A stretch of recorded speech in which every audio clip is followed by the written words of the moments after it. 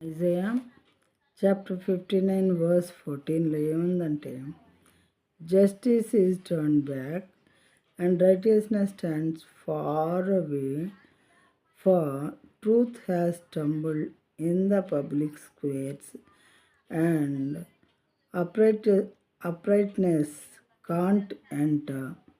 న్యాయమునకు ఆటంకము కలుగుచున్నది. న్యాయం చేయటానికి ఆటంకం కలుగుతుందంటే మనుషులు ఆటంకం పెడుతున్నారు న్యాయం జరగకుండా.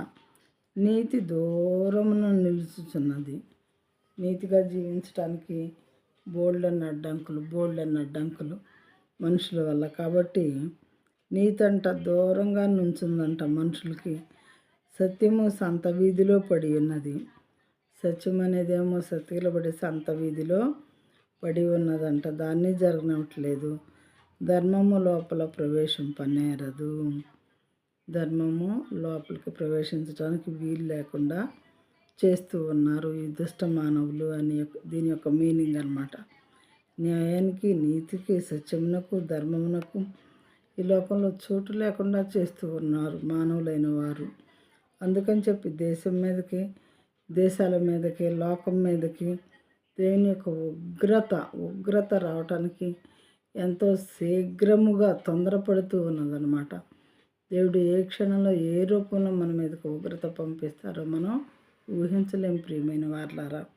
ఇలాంటి వాటికి ఆటంకాన్ని మనం కలిగించకూడదు.